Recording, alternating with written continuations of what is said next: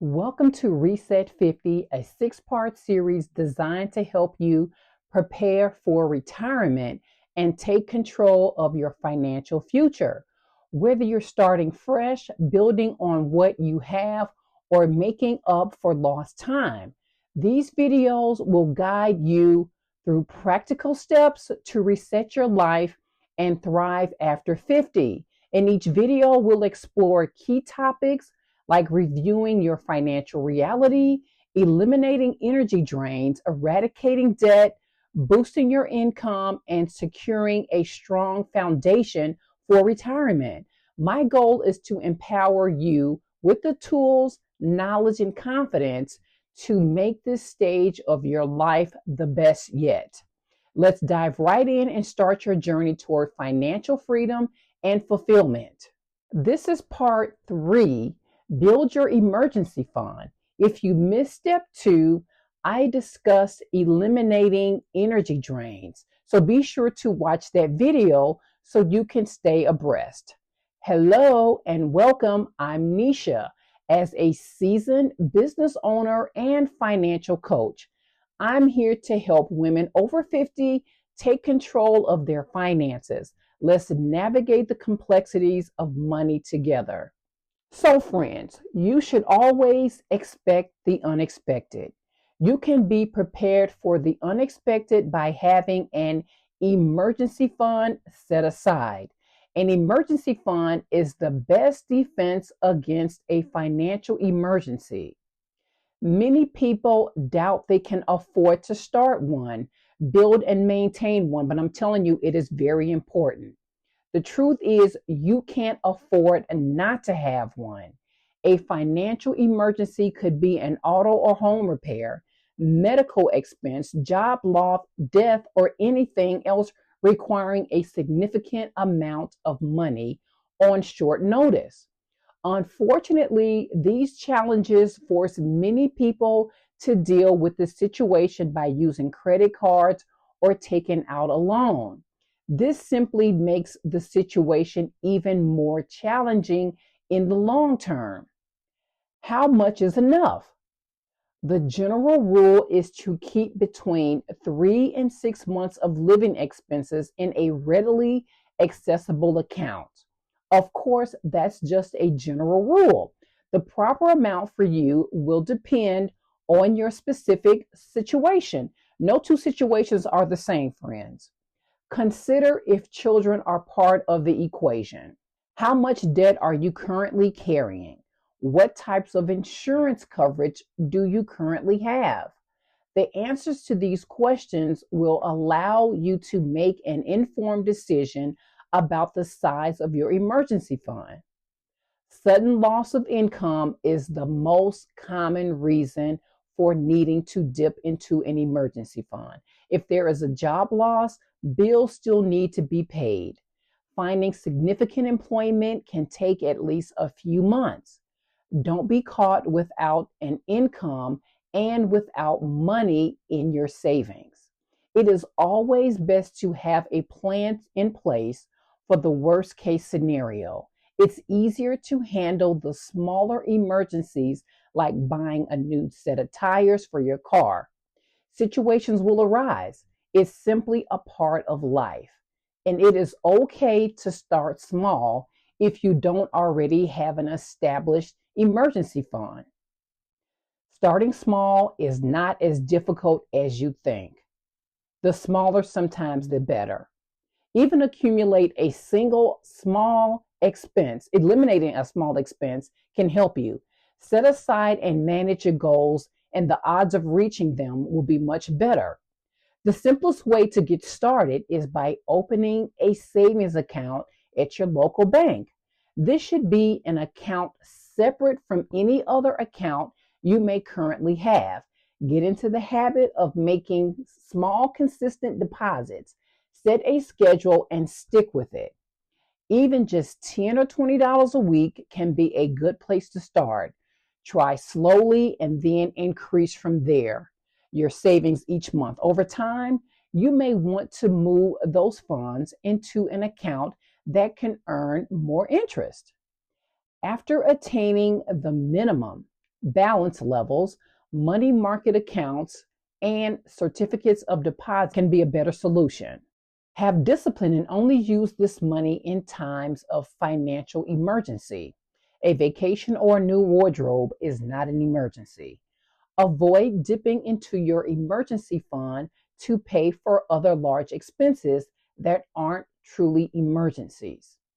Having an emergency fund is a big part of maintaining financial stability. It protects you and your family from unforeseen emergencies. Get started today.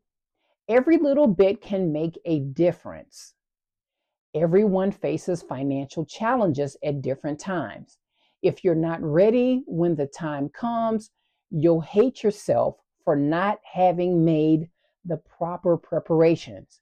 Be prepared for the inevitable challenges of life. Not only will it be easier to weather the storm, you'll sleep better knowing you're ready. Now, let's discuss the tips on starting an emergency fund. Emergency funds are essential for financial health because they safeguard you against an uncertain financial future. Even if you're currently having financial troubles, you can still take positive steps toward creating a rainy day or emergency fund for your family. Number one, as I stated previously, start off small. You don't need to have a lot of money to put away in order to fund an emergency account. Just start putting away anything you can spare, and you'll be well on your way to having a working emergency fund. Your emergency fund will grow as long as you make an effort to put money in consistently. Strive to tuck away at least $10 to $20 a week into a separate bank account that you don't touch on a day-to-day basis. Number two, pay yourself first. Use an automatic deduction through your bank to take a small portion of your paycheck and add it to your savings account. When the money is deducted automatically, it's less painful. This makes it even easier to put money toward your emergency fund as your primary goal. Number three, reduce your expenses. Take a hard look at how you're spending money and determine ways to reduce your current expenses. Take the amount you save and apply it directly toward your emergency fund. Temporarily cut out or lower unnecessary expenses such as entertainment, gourmet coffee, or extended cable, and you'll have a sizable emergency fund to work with in no time. Number four, make payments to yourself. After you finish paying a debt off, such as a car payment or a credit card bill, take whatever money you would normally put into that debt and put it into your savings account. Your budget won't take a hit, yet you'll be putting significant money into your emergency fund every month.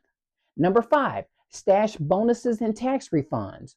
When you receive a bonus from work or a tax refund, stash this windfall directly into your emergency fund, out of sight, out of mind. Now, friends, you can put this money toward a better purpose, your emergency fund, rather than an impulse purchase that you may regret later. Number six, save your change. Make your purchases in cash whenever possible and save the change. Stash it away until you have a substantial amount. Then put it in your bank. The same can be done with dollar bills. Whenever you break a larger bill, just stash the ones away and turn them in when you have a substantial amount. Number seven, have a garage sale. Sell items that you don't need, including stuff you've stored in the garage, extra electronics, or even a rarely used car. If you have things in your life that you can live without, sell them and put the proceeds into your emergency fund. This way, when an emergency comes up, you'll have the money that you need to protect what's most important to you. It doesn't take much to begin an emergency fund, and every dollar counts. Take small steps toward building up a savings account, and it will pay off in the end. To be prepared financially in case of an emergency is one of the smartest moves you can make for yourself and your family. Remember, it's about taking small steps to create big changes.